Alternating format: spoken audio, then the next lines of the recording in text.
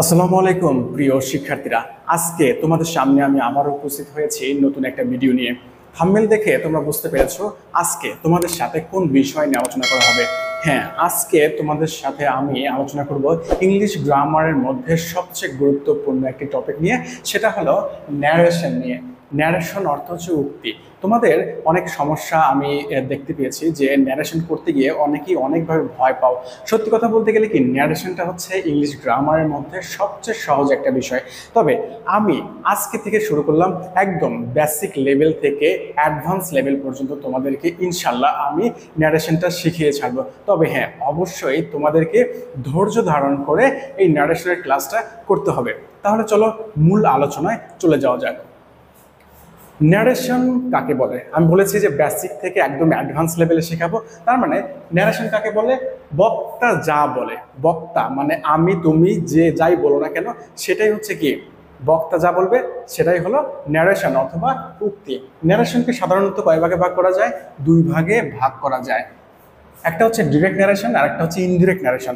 Direct narration অর্থ কি? মানে প্রত্যক্ষ উক্তি, এবং ইনডিরেক্ট ন্যারেশন অর্থ হচ্ছে পরোক্ষ উক্তি। ঠিক আছে, এখন তোমাকে বলতে পারি আমি যে ডিরেক্ট ন্যারেশন এবং ইনডিরেক্ট ন্যারেশন কাকে বলে। অবশ্যই তোমার এটা জানা উচিত, কারণ তুমি যখন বেসিক লেভেলটা জানবা, ধীরে ধীরে যখন অ্যাডভান্স হয়ে যাবা তখন আর এই জিনিসটা প্রয়োজন হবে না, এবং তুমি ন্যারেশন যেখান থেকে আসুক সেখান থেকে পারবা। এখন ডিরেক্ট ন্যারেশনটা হচ্ছে যে বক্তার বক্তব্য প্রত্যক্ষভাবে বা অবিকলভাবে বলাকেই কি বলে? ডিরেক্ট ন্যারেশন বলে। ক্লিয়ার? মানে প্রত্যক্ষভাবে বা অবিকল যেভাবে বলেছে সেইভাবে বলাকে কি বলে? ডিরেক্ট ন্যারেশন বলে। ইনডিরেক্ট ন্যারেশন হচ্ছে বক্তার বক্তব্যকে পরোক্ষভাবে বলাকে ইনডিরেক্ট ন্যারেশন বলে। তোমাদের বইয়ে অবশ্যই সংজ্ঞাটা সুন্দর করে দেওয়া আছে, আমি সেই জন্য এটা নিয়ে ডিটেলস বললাম না। দেখো, ডিরেক্ট ন্যারেশনকে কয়টি অংশ থাকে? একটি ডিরেক্ট ন্যারেশনের দুটি অংশ থাকে। ক্লিয়ার? এই দেখো, এইটা হচ্ছে ডিরেক্ট ন্যারেশন, এটা হচ্ছে indirect narration. Clear? He says I will go to market. Clear? তাহলে এখানে ডিরেক্ট আছে, এখানে ইনডিরেক্ট আছে। এখন আমি বলেছি যে ডিরেক্ট ন্যারেশনের অংশ কয়টি অংশ থাকে। এই যে direct narration, he says I will go to market, এটার অংশ কয়টি? এটার অংশ হচ্ছে দুটি, একটা হচ্ছে রিপোর্টিং ভার্ব আর একটা হচ্ছে রিপোর্টেড স্পিচ। অবশ্যই যারা আমার ক্লাস দেখছো অবশ্যই খাতায় নোট করে রাখবা। আমি বিশ্বাস করি তুমি যদি খাতায় নোট করে ধীরে ধীরে মানে ধৈর্য সহকারে ক্লাসটা দেখো, অবশ্যই তুমি 100% ফুল মার্ক ক্যারি করতে পারবা। তোমার ন্যারেশন আর কোনো ঝামেলা থাকবে না, কারণ আমি বেসিক থেকে একদম অ্যাডভান্স লেভেলে তোমাকে আমি শেখাবো ইনশাল্লাহ। তার মানে রিপোর্টিং ভার্ব আর রিপোর্টেড স্পিচ দুটি অংশ থাকে। হি সেজ এটাকে বলা হয় রিপোর্টিং ভার্ব। মনে রেখো, রিপোর্টিং ভার্ব।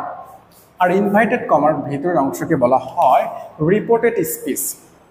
ক্লিয়ার? এখন যদি তোমাকে বলা হয় যে রিপোর্টিং ভার্ব কাকে বলে, তুমি বলতে পারবা যে ইনভাইটেড কমার বাইরের অংশকে কি বলা হয়? Reporting verb. আর ইনভাইটেড কমার ভিতরের অংশকে বলা হয় রিপোর্টেড স্পিচ। ওকে, এখন দেখো, আমি বিশ্বাস করি তোমরা বেসিকটা অবশ্যই ক্লিয়ার হবা। এখন মূল কাজ হচ্ছে তুমি যখন একটা ন্যারেশন পরিবর্তন করবা, ক্লিয়ার, যখন একটা ন্যারেশন পরিবর্তন করবা অবশ্যই পার্সনের ব্যবহারটা তোমাকে সবচেয়ে বেশি গুরুত্ব দেখতে হবে। অবশ্যই এটা তোমার জন্য সবচেয়ে বেশি ইম্পর্টেন্ট, 3 স্টার 7 স্টার। ওকে, পার্সনের ব্যবহারটা আমি দেখাই।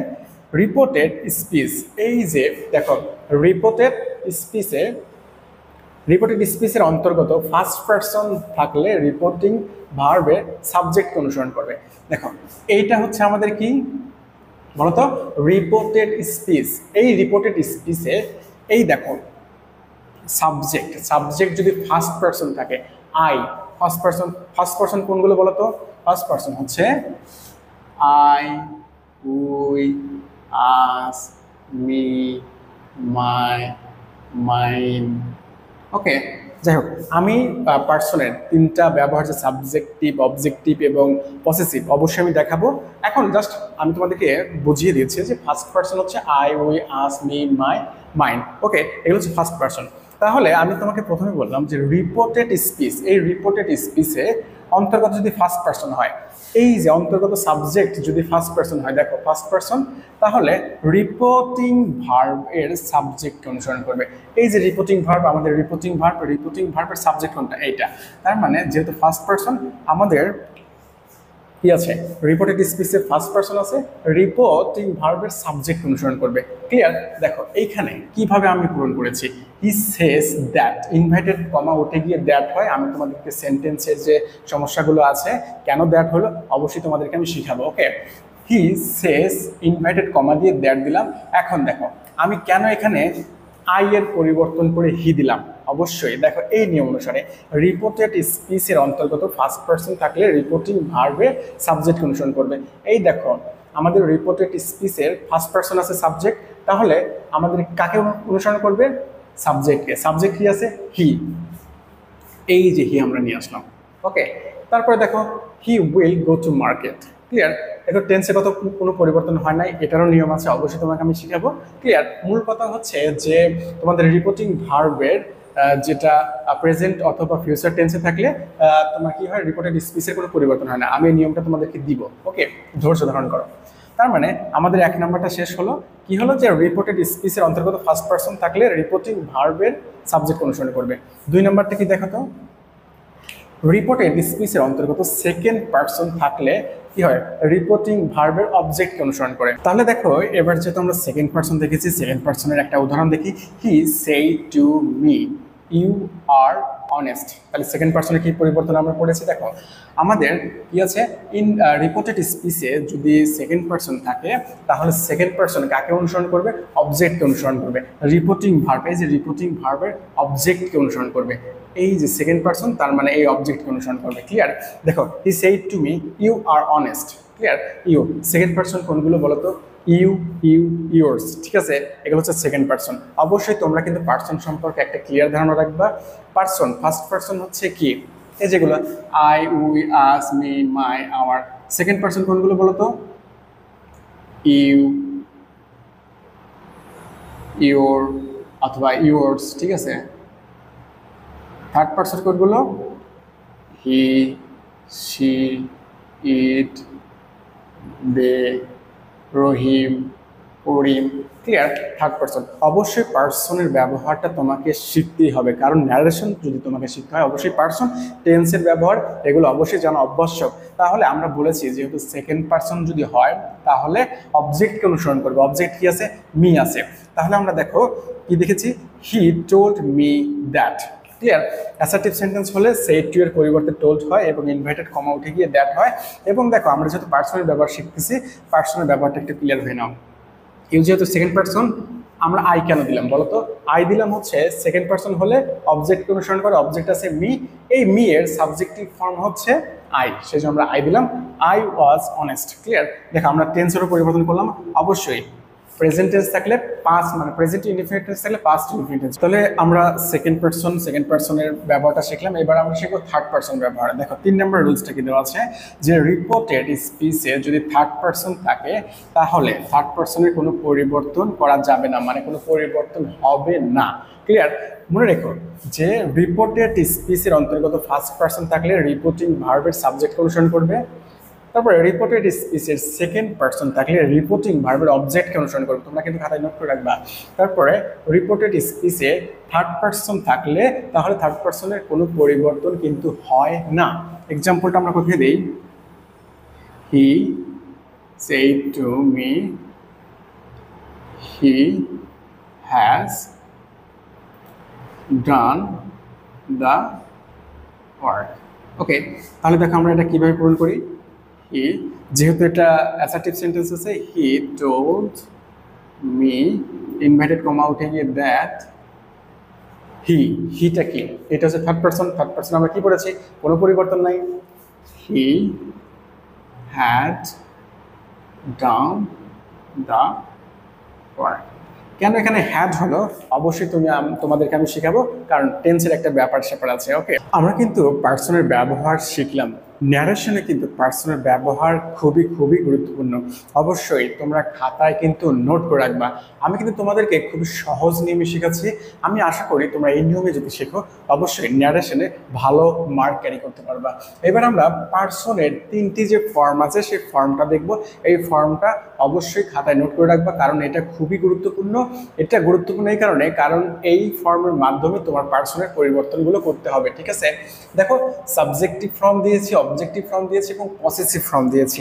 ক্লিয়ার? তাহলে আই যেহেতু সাবজেক্ট, ওকে, এর অবজেক্টিভ ফর্ম হচ্ছে মি, এর পসেসিভ ফর্ম হচ্ছে মাই। ক্লিয়ার? এইভাবে তোমরা খাতায় কিন্তু নোট করে রাখবা। I, me, my, you, you, your, he, him, his, she, her, her, it, its, we, us, our, they, them, their, রহিম, রহিম, রহিমস, যে কোনো নাম। ঠিক আছে? এই রহিম মানে হচ্ছে যে কোনো নাম। ওকে, অবশ্যই এইভাবে তোমরা একটু নিজেরা পড়াশোনা করবা, খাতায় নোট করে রাখবা এবং মনে রাখার চেষ্টা করবা। একটা এক্সাম্পল দেখো, হি said to me I was solving my problem with the help of you। ওকে, এখানে মূলত আমরা পার্সনের যে ব্যবহার, পার্সনের যে পরিবর্তনটা সেটাই শিখবো। ওকে, দেখো, হি সেড টু মি, যেহেতু এটা একটা অ্যাসার্টিভ সেন্টেন্স আছে সেজন্য আমরা টোল্ড দিয়েছি। ওকে, আমি কিন্তু সেন্টেন্সের যে ব্যবহার অবশ্যই তোমাদেরকে শেখাবো, কেন আমি এখানে টোল্ড ব্যবহার করলাম এবং কোন সেন্টেন্সে কি ব্যবহার করতে হয়। ওকে, তার মানে he told me that, that দিয়েছি ইনভার্টেড কমা তুলে দিয়ে। এখন দেখো, মূল কাজ হচ্ছে পার্সনের ব্যবহার। আই দেওয়া আছে, আই আমরা জানি ফার্স্ট পার্সন থাকলে কাকে অনুসরণ করে? সাবজেক্টকে। এই যে সাবজেক্ট, সাবজেক্ট কি আছে? হি আছে। ওকে, দেখো আমরা সেই সাবজেক্টিভ ফর্ম এখানে নিয়ে চলে আসছি, হি। ক্লিয়ার? মূলত হচ্ছে যে এইখানে যে পার্সন থাকুক সেই পার্সন অনুযায়ী ব্যবহার করতে হবে। ফার্স্ট পার্সন থাকুক, সেকেন্ড পার্সন থাকুক, থার্ড পার্সন থাকুক। ওকে, আমি কিন্তু তোমাদেরকে একটু আগেই পার্সন ব্যবহারটা শিখিয়ে দিয়েছি। এখানে যদি ফার্স্ট পার্সন আছে তাহলে সাবজেক্টকে অনুসরণ করবে, আমরা সাবজেক্ট দিয়ে দিয়েছি। তার মানে তারপর দেখো যে হি ওয়াজ, আই ওয়াজ সলভিং। আচ্ছা, এখানে আমি টেন্সের একটা পরিবর্তন করে দিয়েছি, হি হ্যাড বিন। ওকে, এখানে যেহেতু পাস্ট কন্টিনিউয়াস টেন্স আছে, টেন্সের পরিবর্তন হবে পাস্ট পারফেক্ট কন্টিনিউয়াস টেন্স। আমি টেন্সের যে পরিবর্তনটা সেটা তোমাদেরকে লিখে দিব। দেখো, হি হ্যাড বিন সলভিং। এখন দেখো মাই দেওয়া আছে, এখানে হিস আমি কেন দিলাম? মাই দেওয়া আছে, হিস আমি কেন দিলাম? দেখো, মাই এখানে কোন ফর্মে আছে? পসেসিভ ফর্মে আছে। এই যে মাই, কার পসেসিভ ফর্ম? আই এর পসেসিভ ফর্ম হচ্ছে মাই। তার মানে এটা ফার্স্ট পারসন। ওকে, ফার্স্ট পারসন থাকলে কাকে অনুসরণ করবে বলো তো? এই যে সাবজেক্টকে। কাকে অনুসরণ করবে? সাবজেক্টকে। ওকে, মাই অনুসরণ করবে সাবজেক্টকে, যেহেতু মাই হচ্ছে ফার্স্ট পারসন। তাহলে দেখো, হি দেওয়া আছে, এখন এইটা আছে পসেসিভ ফর্মে, এটা দেওয়া আছে পসেসিভ ফর্মে। তাহলে হি এর পসেসিভ ফর্ম কি বলতো? হি, হিম, হিজ। এই যে হিজ। ক্লিয়ার? দেখো, সেই জন্য আমি এখানে হিজ দিয়েছি। ওকে, এইভাবে তোমাদেরকে ধীরে ধীরে বুঝতে হবে। His problem with the help of me, এখানে ইউ দেওয়া আছে। দেখো, মূলত হচ্ছে এখানে ইউ দেওয়া আছে, ইউ হচ্ছে সেকেন্ড পারসন এবং সেকেন্ড পারসন যেহেতু শেষে দেওয়া আছে অবজেক্ট হিসেবে দেখা আছে। ঠিক আছে? দেখো, ইউ, ইউ, ইউর, সাবজেক্টিভ এবং অবজেক্টিভ ফর্ম ইউ এর কিন্তু দুটাই, তবে ব্যবহারের ক্ষেত্রে বা সেন্টেন্সের উপর নির্ভর করে তোমাকে বুঝতে হবে এটা সাবজেক্টিভ ফর্ম না অবজেক্টিভ ফর্ম। যেহেতু সবার শেষে দেওয়া আছে, এটা অবজেক্টিভ ফর্ম দেওয়া আছে। এই দেখো, with the help of you. Okay, তার মানে যেহেতু অবজেক্টিভ ফর্মে আছে, এই যে অবজেক্টিভ ফর্ম। ওকে, তাহলে ইউ হচ্ছে সেকেন্ড পারসন, যদি সেকেন্ড পারসন হয় কাকে অনুসরণ করবে? এই দেখো, কাকে অনুসরণ করবে? অবজেক্টকে। ক্লিয়ার? ইউটা অনুসরণ করবে অবজেক্ট, এই যে মিকে। কারণটা হচ্ছে সেকেন্ড পারসন হলে কাকে অনুসরণ করে? অবজেক্টকে অনুসরণ করে। ক্লিয়ার? এখন দেখো, ইউ যেহেতু কোন ফর্মে আছে? অবজেক্টিভ ফর্মে আছে। আমরা এই যে মি, এই যে মি, তার মানে এইখানে মি দিতে হবে, কারণ আই এর অবজেক্টিভ ফর্ম মি দেওয়া আছে। ওকে, আমরা সেইভাবে মিটা দিলাম। ক্লিয়ার? মূলত হচ্ছে পার্সনের যে ব্যবহার সেটা তোমাকে দিতে হবে, আর যেখানে যে ফর্মে দেওয়া থাকবে, যেমন এখানে দেওয়া আছে সাবজেক্টিভ ফর্মে, আমরা সাবজেক্টিভ ফর্মে দিয়েছি। এখানে মাই, মাই দেওয়া আছে পসেসিভ ফর্মে, আমরা পসেসিভ ফর্মে পরিবর্তন করেছি। এখানে ইউ দেওয়া আছে অবজেক্টিভ ফর্মে, আমরা এই যে মি, মিটাকে দিয়েছি অবজেক্টিভ ফর্মে। মূলত হচ্ছে যে ফর্মে দেওয়া থাকবে সেই ফর্মে মানে চেঞ্জ করতে হবে। অবশ্যই সবচেয়ে বড় কথা হচ্ছে পার্সনের ব্যবহারটা যদি তুমি ক্লিয়ারভাবে শিখতে পারো, অবশ্যই তোমার কি ন্যারেশন আর ভয় থাকবে না। এবার আমরা ন্যারেশনের মধ্যে টেন্সের যে একটা ব্যবহার বা টেন্সের যে একটা পরিবর্তন, সেই পরিবর্তনটা শিখব। ওকে, তাহলে দেখো, রিপোর্টিং ভার্ব, এক নম্বরে কি আছে? রিপোর্টিং ভার্বে যদি প্রেজেন্ট অথবা ফিউচার টেন্স থাকে, রিপোর্টিং ভার্ব কোনটা? রিপোর্টিং ভার্ব হচ্ছে এইটা। তার মানে রিপোর্টিং ভার্বে প্রেজেন্ট অথবা ফিউচার টেন্সে যদি থাকে, তাহলে রিপোর্টেড স্পিচের টেন্সগত কোনো পরিবর্তন হয় না। আবার বলি, দেখো, রিপোর্টিং ভার্ব, এই যে হি সেজ, রিপোর্টিং ভার্বে প্রেজেন্ট অথবা ফিউচার টেন্সে থাকলে তাহলে রিপোর্টেড স্পিচের টেন্স কত কোনো পরিবর্তন হয় না। এই যে রিপোর্টেড স্পিচ, এই রিপোর্টেড স্পিচে টেন্সের কোনো পরিবর্তন হবে না, জাস্ট পার্সনের ব্যবহার বা পার্সনের পরিবর্তনটা করলেই চলবে। দেখো কি দেওয়া আছে, হি সেজ আই অ্যাম ইল। আমি এটা কি করেছি দেখো তো, ডিরেক্ট থেকে ইনডিরেক্ট করেছি। হি সেজ দ্যাট, ইনভার্টেড কমা উঠে গিয়ে দ্যাট, এবং এই যে আইটা হচ্ছে ফার্স্ট পার্সন, সেহেতু আমাদের কাকে অনুসরণ করেছে, সাবজেক্টকে হি দিয়ে দিয়েছি। হি ইজ ইল, এটাও যেহেতু প্রেজেন্ট ইনডিফিনিট, এটাও প্রেজেন্ট ইনডিফিনিট, টেন্সের কোনো পরিবর্তন হয়নি। কারণটা হচ্ছে যে আমাদের রিপোর্টিং ভার্ব আছে প্রেজেন্ট টেন্সে, অথবা এখানে যদি থাকে হি উইল সে, তার মানে হি উইল সে অথবা হি সেজ, দুটোই কিন্তু কোনো পরিবর্তন হবে না, কারণ দুটোই হচ্ছে, একটা হচ্ছে প্রেজেন্ট টেন্স এবং আরেকটা হচ্ছে ফিউচার টেন্স। প্রেজেন্ট এবং ফিউচার থাকলে পরবর্তীতে রিপোর্টেড স্পিচ, এই যে রিপোর্টেড স্পিচের টেন্সের কোনো পরিবর্তন হবে না। আমি আশা করি তোমরা বুঝতে পারছো। নাম্বার 2 যে পয়েন্টটা আছে সেটা হচ্ছে যে রিপোর্টিং ভার্বে যদি পাস্ট টেন্স থাকে, রিপোর্টিং ভার্বে যদি পাস্ট টেন্স থাকে, তাহলে রিপোর্টেড স্পিচের টেন্সের পরিবর্তন হয়। এইটার ব্যবহারে কিন্তু তোমাদের সবচেয়ে বেশি দেওয়া, ক্লিয়ার? তার মানে এটা একটু ভালো করে নজর রাখবা। রিপোর্টিং ভার্ব যদি পাস্ট ইনডিফিনিট টেন্সে হয় তাহলে রিপোর্টেড স্পিচের পরিবর্তন হয়। ওকে, তাহলে দেখো কি কি পরিবর্তন হয়। প্রেজেন্ট ইনডিফিনিট টেন্স যদি থাকে, এটা ডিরেক্ট ন্যারেশন এবং এটা ইনডিরেক্ট ন্যারেশন। ওকে, ডিরেক্ট ন্যারেশনে যদি প্রেজেন্ট ইনডিফিনিট টেন্স থাকে তাহলে পরিবর্তন হয় পাস্ট ইনডিফিনিট। ডিরেক্ট ন্যারেশনে যদি প্রেজেন্ট কন্টিনিউয়াস টেন্স থাকে তাহলে পরিবর্তন হয় পাস্ট কন্টিনিউয়াস। তারপরে কি আছে, প্রেজেন্ট পারফেক্ট থাকলে past perfect, present perfect continuous tense থাকলে past perfect continuous, past indefinite tense থাকলে পরিবর্তন হয় পাস্ট পারফেক্ট, পাস্ট কন্টিনিউয়াস থাকলে পরিবর্তন হয় পাস্ট পারফেক্ট কন্টিনিউয়াস, এবং পাস্ট পারফেক্ট এবং পাস্ট পারফেক্ট কন্টিনিউয়াস যদি থাকে তার মানে তাই এই দুটো কোনো পরিবর্তন হয় না। এবং ফিউচার ইনডিফিনিট যদি থাকে, ফিউচার ইন পাস্ট হয়। ফিউচার ইন পাস্ট মানে কি, শ্যাল থাকলে শুড, উইল থাকলে উড, ক্যান থাকলে উড। ওকে, উইল থাকলে উড, ক্লিয়ার? আমি আশাবাদী তুমি বুঝতে পারতেছো।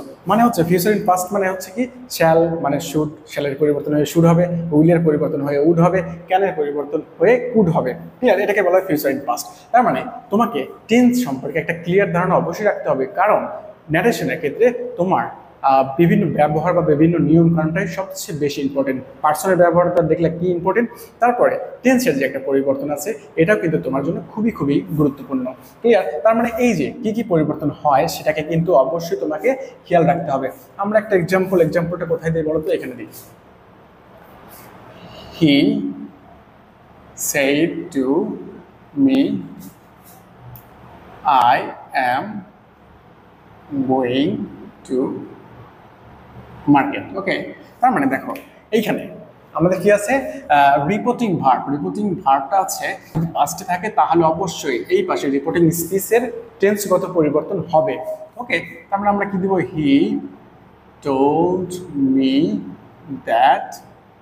ওকে, টোল্ড কেন হলো, দ্যাট কেন হলো, অবশ্যই আমি সেন্টেন্সের যে একটা ব্যবহার আছে সেই ব্যবহারটা তোমাদেরকে ক্লিয়ার করে দিব। তার মানে পার্সনের ব্যবহার যেটা তুমি শিখেছো, ফার্স্ট পার্সন মানে হচ্ছে কাকে অনুসরণ করবে, সাবজেক্টকে। হি, এখানে প্রেজেন্ট কন্টিনিউয়াস টেন্স আছে, প্রেজেন্ট কন্টিনিউয়াস টেন্স, এই যে প্রেজেন্ট কন্টিনিউয়াস টেন্স থাকলে পরিবর্তন হয়ে যাবে past continuous tense. Okay, past continuous টেন্সের স্ট্রাকচার কি, সাবজেক্ট প্লাস কি হবে, অবজার্ভ প্লাস মূল ভার্বের সাথে ING. He was going to market. Okay, মূল কথা হচ্ছে যে টেন্সের যে একটা পরিবর্তন আছে, টেন্সের পরিবর্তনটা তোমাদের জন্য খুবই গুরুত্বপূর্ণ। কারণটা হচ্ছে যে তুমি যদি টেন্সের এই পরিবর্তনটা না করতে পারো, বিভিন্ন ইউটিউব চ্যানেলে বা বিভিন্ন জায়গায় বিভিন্নভাবে শিখেছো, আমি মনে করি যদি তুমি এই সিম্পল জাস্ট টেন্সের পরিবর্তন, খুবই সিম্পল, এটা যদি মনে রাখতে পারো, তার মানে তোমার টেন্সের যে পরিবর্তন আছে, ন্যারেশনটা তোমার কাছে একদম সিম্পল হয়ে যাবে। কিরকম দেখো, প্রেজেন্ট ইনডিফিনিট টেন্স এর স্ট্রাকচার তুমি জানো, প্রেজেন্ট ইনডিফিনিট টেন্স যদি ডিরেক্ট থাকে তাহলে পরিবর্তন হবে পাস্ট ইনডিফিনিট টেন্স, ক্লিয়ার? আবার দেখো, কন্টিনিউয়াস থাকলে মানে প্রেজেন্ট কন্টিনিউয়াস থাকলে পাস্ট কন্টিনিউয়াস, প্রেজেন্ট পারফেক্ট থাকলে past perfect, present perfect continuous tense থাকলে পাস্ট পারফেক্ট কন্টিনিউয়াস, মানে হচ্ছে এগুলো একদম সিম্পল, জাস্ট দুই একবার প্র্যাকটিস করে তোমাদের মনে থাকবে। ওকে, তারপরে দেখো পাস্ট ইনডিফিনিট টেন্স থাকলে পাস্ট পারফেক্ট, জাস্ট 1 নাম্বার থেকে 3 নাম্বার চলে যাবে। Okay, past indefinite 1 number, past perfect 3 number, আবার দেখো past continuous 2 number, past perfect continuous 4 number. Just একটু টেকনিক দিয়ে তোমরা একটু মনে রাখবা, ওকে। এবং পাস্ট পারফেক্ট এবং পাস্ট পারফেক্ট কন্টিনিউয়াস টেন্সের কোনো পরিবর্তন হয় না, যে টেন্সে থাকবে ওই টেন্সেই কি করতে হবে, রাখতে হবে। মানে পাস্ট পারফেক্ট টেন্সের স্ট্রাকচার থাকলে ওই পাস্ট পারফেক্ট টেন্সের স্ট্রাকচার রাখতে হবে, পাস্ট পারফেক্ট কন্টিনিউয়াস টেন্স থাকলে ওই পাস্ট পারফেক্ট কন্টিনিউয়াস টেন্সের স্ট্রাকচারটা রাখতে হবে। এবং ফিউচার ইনডিফিনিট টেন্স থাকলে ফিউচার ইন পাস্ট, তোমাদেরকে আগেই বললাম, শ্যাল থাকলে শুড, উইল থাকলে উড, ক্যান থাকলে কুড, এইভাবে তোমাদেরকে পরিবর্তন করতে হবে। মে থাকলে মাইট, ওকে। আমি আশা করি তোমরা এত সিম্পল নিয়মে আগে শিখেছো কিনা, জাস্ট একটু মনোযোগ সহকারে শিখো এবং জাস্ট খাতায় নোট করে রাখো, অবশ্যই তোমরা ভালো করে শিখতে পারবা। আমরা পার্সনের পরিবর্তনটা শিখলাম, কিভাবে ন্যারেশনের মধ্যে পার্সনের পরিবর্তন করতে হয়, এবং আরেকটা শিখলাম হচ্ছে কিভাবে টেন্সের পরিবর্তন করতে হয়। এইবার জাস্ট আমরা শিখবো যে অ্যাডভার্বিয়াল ফ্রেজ আছে, সেই ফ্রেজের কিভাবে পরিবর্তনগুলো হয়, ওকে। দেখো ডিরেক্ট ন্যারেশনে যদি দিস থাকে, দিসের পরিবর্তন হয়ে দ্যাট হয়, দিস থাকলে পরিবর্তন হয়ে দোজ হয়, হেন্স থাকলে পরিবর্তন হয়ে দেন্স হয়, হেয়ার থাকলে পরিবর্তন হয়ে দেয়ার হয়, অ্যাগো থাকলে পরিবর্তন হয়ে বিফোর হয়, নাও থাকলে দেন হয়, ডাস থাকলে সো হয়, টুডে থাকলে দ্যাট ডে হয়, টু নাইট থাকলে দ্যাট নাইট হয়, ইয়েস্টারডে থাকলে দ্য প্রিভিয়াস ডে হয়, লাস্ট নাইট থাকলে দ্য প্রিভিয়াস নাইট হয়, টুমরো থাকলে দ্য ফলোয়িং ডে হয়, নেক্সট উইক অথবা নেক্সট ডে অথবা নেক্সট ইয়ার থাকলে দ্য ফলোয়িং ইয়ার অথবা দ্য ফলোয়িং ডে অথবা দ্য ফলোয়িং ইয়ার হয়, ওকে। মূলত হচ্ছে তোমাকে এইগুলা অবশ্যই মনে রাখতে হবে এবং বারবার প্র্যাকটিস করতে হবে। আমরা যখন বেশি বেশি করে এক্সাম্পল দেখব তখন কিন্তু এগুলো অবশ্যই কাজে লাগবে। আমার কথা হচ্ছে যে যতটুকু দেখছো অবশ্যই তোমার খাতায় নোট করে রাখো এবং বারবার প্র্যাকটিস করতে থাকো। আমরা কিন্তু প্রচুর পরিমাণে এক্সাম্পল দেখব এবং আমি তো বলেছি বেসিক থেকে একদম অ্যাডভান্স লেভেল তোমাদেরকে শিখিয়ে দেবো। ইনশাল্লাহ অবশ্যই তোমরা 100% মার্ক ক্যারি করতে পারবা, ওকে। প্রথম পার্টে আমরা এতটুকু শিখবো এবং দ্বিতীয় পার্টে অবশ্যই আমি একটু বিস্তারিত আলোচনা করব।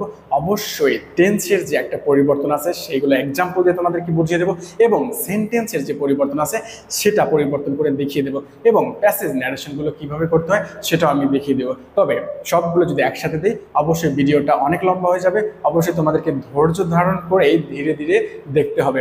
ইনশাল্লাহ তোমরা ক্লাস করতে থাকো, অবশ্যই ন্যারেশনের যে ভয়টা আছে এই ভয়টা তোমাদের থাকবে না, আমি গ্যারান্টি দিচ্ছি। অবশ্যই ভালো থাকো এবং বারবার প্র্যাকটিস করো। আসসালামু আলাইকুম।